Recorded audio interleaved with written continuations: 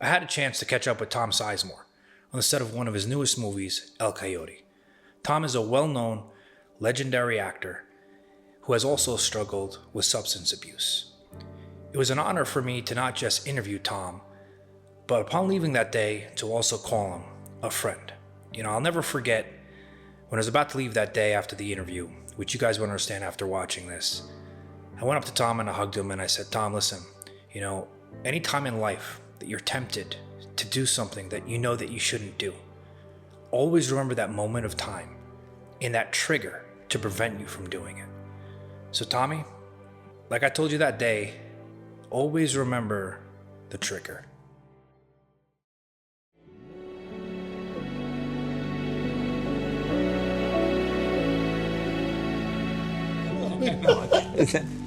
Jaden's great. My son's great. He's real happy again. And, I play Senator Stevenson, who's modeled on like a Gary Condit. Remember Gary Condit, the guy with the gal who disappeared? One of those. He's kind of modeled on that kind of gentleman. And I grew up with my best friend, and when I became senator, I went real dirty, and I have injured him and set him up and killed his son. That's all. But I'm a little dirty, but I'm clean. And he gets out of prison, he's a little pissed off.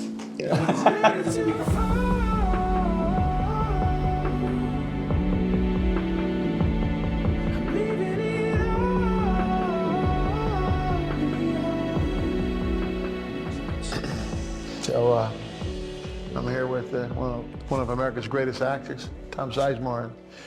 We've been working on the film El Coyote for a while. We were working back in September and October, and he's back. I've never seen him this healthy. He's unbelievable. He's freaking clean. The guy's knocking it out of the park. I took a shower this morning. I am clean. No, I've been. Thank you. That's true. Yeah. But what happened back in when were we shooting first? Yeah, it was September, middle of September. In September. Yeah. Something happened. I passed a kidney stone, and I had never passed one before. So when it started happening, for those of you that have done it, you'll know what I mean. It was a very harrowing experience. I actually thought I was dying, and I couldn't even really talk. By the time people from the set got to me, I was really unable to even really talk. And of course, given my history, people thought that it was drug related, and someone from the set called some journalists and told them that I had a drug-related problem. And when in point of fact, it was a unfortunate thing, but it was just a kidney stone, a natural phenomenon that happens with certain people because of dehydration, I think, or there's other extenuating circumstances that could have been involved. I'm not sure what they were, but I passed the kidney stone. And 2 years of sobriety kind of got stepped on in the press. I mean, I didn't lose it in my life, which is most important. And Mike was really tried to help get the word out there that it wasn't an overdose or some type of thing like that. And I'd like to add to that. Go ahead. I was at the hospital with him, and he truly did pass a kidney stone. And he didn't have to ask for money to pay for the hospital bill. He has great insurance. Oh. Was that in there too? I had to ask for money? That was in there. No, really? they said that I gave you $350 and then I bought your pills. I didn't No, buy I his gave you pills. $350. There was no there. He didn't pay for anything. He had his hospital taken care of. He has insurance. Screen Actors Guild, great insurance. The best insurance. And the guy is sober. Not only sober, the guy is healthy. He's making us laugh. Everybody on the set's been dying laughing. From the minute he got off the airplane until now, this guy has been funny. He's back, and he deserves people to leave him alone now. The guy he's fucking incredible. Intimidates me when I'm acting with him in a scene. Well, you yell at me too, but Those were very. Thank you very much for saying those things. I love what I do. I love my work, and getting this opportunity has been a great thing. And it was kind of crummy when that thing happened, but the cast and the crew all rallied around me, and I got through it. The thing that happens that's really crummy when these kind of things happen, given my history, is that my mother and my kids who couldn't talk to me initially, and of course, you know, there's that whole problem. But I'm sober and I'm healthy and I'm working again, and I'm going to continue to do that. And I've been talking to his manager, his old manager, big time gentleman, re-picked him up, rebooking him, putting him to work, and told me that he's got a huge film coming up. He's going to Europe. He's doing a huge project, getting the big money again.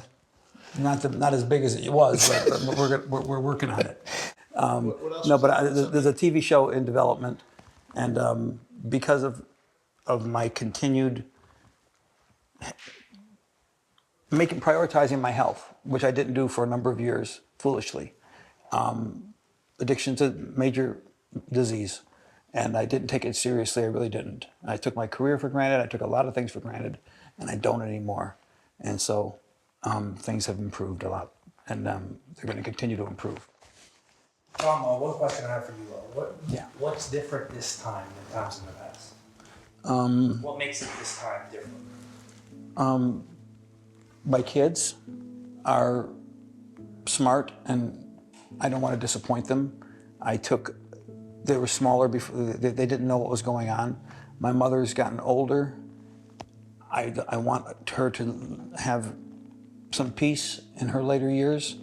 And myself, I'm older, and I don't want that life anymore. I lost the life I'd worked so hard to get, which was the life of a working actor, well thought of in the community and trusted by his coworkers.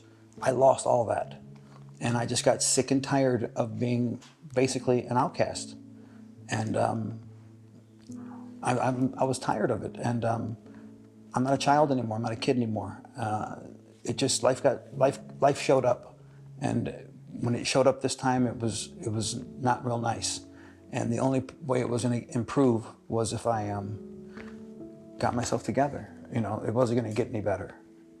You know, I was doing the same things and expecting a different result. You know, hanging with the same people, doing the same kind of stupid stuff, and thinking I could, you know, I'd go to treatment, I'd get out of rehab, but then I would end up back in the same areas and the same things, and then, you know, 1, 2, 6, I was using drugs again. So I got sick and tired of it, and getting older, and like I said, you know, my mother getting older like this. She just wants me healthy. She wants to know that you know, she's not going to wake up in the morning and pick up a paper and read about me being arrested or dead or something horrible like that. And So what steps are you taking now to make sure you stay on track? What are some of the steps you're taking? well, I work with my sponsor and I go to meetings, and you know, it sounds simple, but it's difficult to do.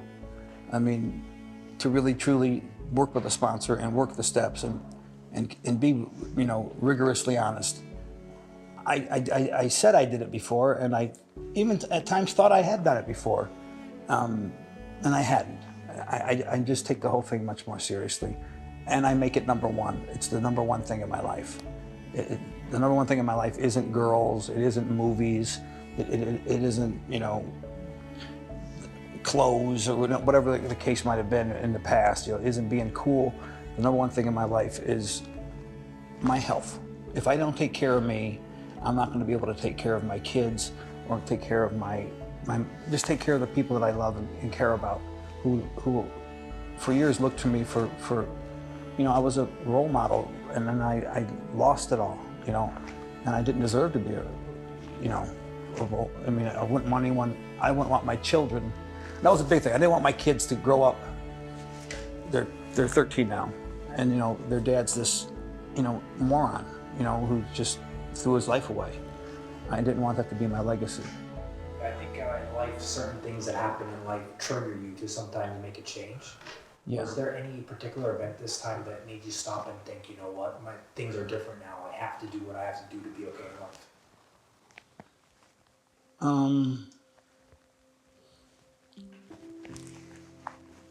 Yeah,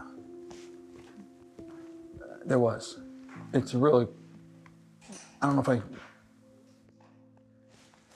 on Facebook Messenger, my son sent me a picture from a magazine, and it said, "New Year, same Sizemore," and he said,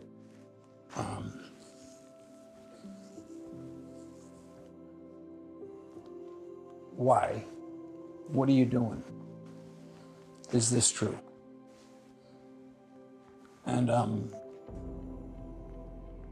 when a 12-year-old, it was 11 then, when your 11-year-old son does that to you,